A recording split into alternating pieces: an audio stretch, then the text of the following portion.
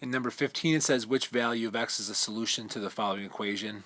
Pardon the cross out. I started doing it and made a mistake. So what I'm going to do here is I am going to move the 36x squared over to the other side. I'm going to move the 12 to the left side, and I'm going to have 25 equals 36x squared. Now what I'm going to do is I'm going to divide both sides by 36, and I am going to get 25/36 equals x squared. Now to solve, I'm going to square root both sides. Now there's a rule that you should remember that says the square root of a fraction is basically the fraction of the square roots.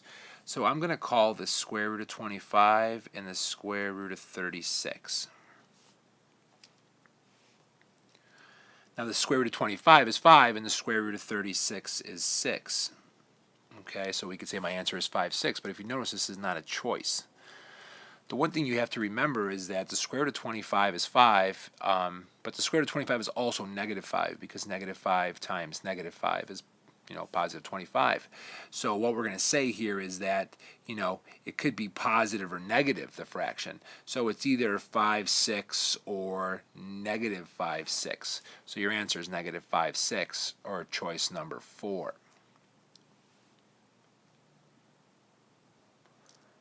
In number 16, it's asking which point is in the solution set. If you notice, this is not in standard form.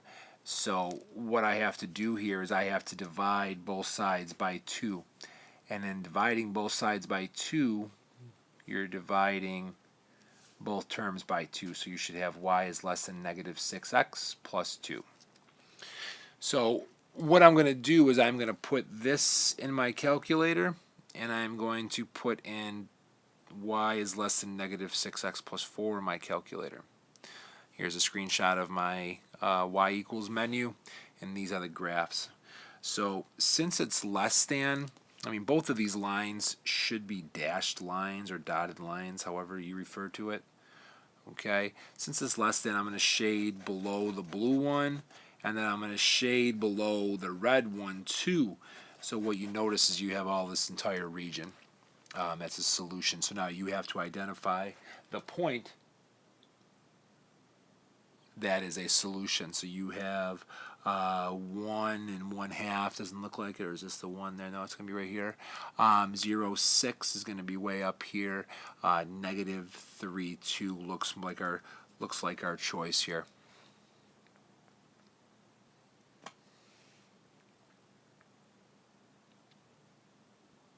Number 17 says when the function f of x equals x squared is multiplied by the value a, where a is greater than 1, the graph of the new function, the graph of this new function when a is greater than 1, so we'll say that g of x is like 4x squared. What's going to happen here is if this is your parabola, if this is y equals x squared or f of x equals x squared, when you multiply this by 4, what's going to happen is this parabola is going to become narrower. Now, hopefully you test it and plug maybe, you plug this into your y1 and then this into your y2 of your calculator to investigate. But anyways, the graph is still going to open upward and it's going to be narrower. That is choice number 2.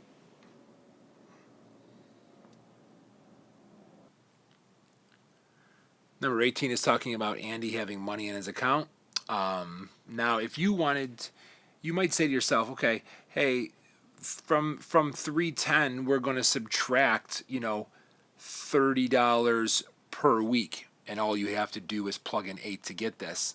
Well, I want to show you why number 4 is equivalent to the one that we just wrote together. Because watch this, 280 minus 30w. Now remember, when you have this minus and this minus, this is going to become a plus. And when you simplify, you get 310 minus 30w. So these are actually equivalent.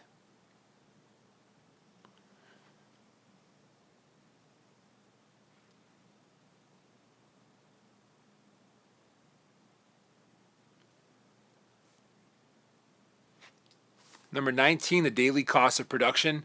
is calculated using C of x equals 200 plus 16x, where x is the number of complete products manufactured. Which set of numbers best defines a domain? So again, I'm going to show you what they're talking about a little bit more than they're asking. Okay, so what this is probably saying is that this is a cost function. So there probably has some $200 for a flat fee, and then it probably costs like $16 per number of complete products. So pretend that you had 8 complete products. What you're going to do is you're going to multiply 16 times 8, 200 plus 16 times 8. So what do you have there?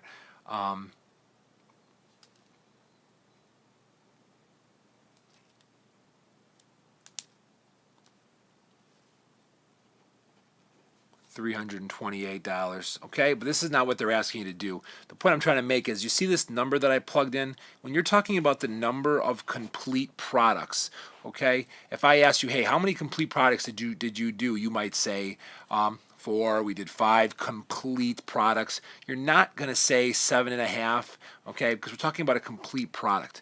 So out of all these sets of numbers, which one are you looking at? You're looking at whole numbers. You don't want rational numbers. You don't want fractions. You don't want 7/2. You don't want 5.2. Real numbers means any number, like square root of 4, square root of 7, pi, 1.6. Integers are positive and negative whole numbers, -1, 0, 1, -2, 6. Okay, you can't have negative complete products. So we have choice 4.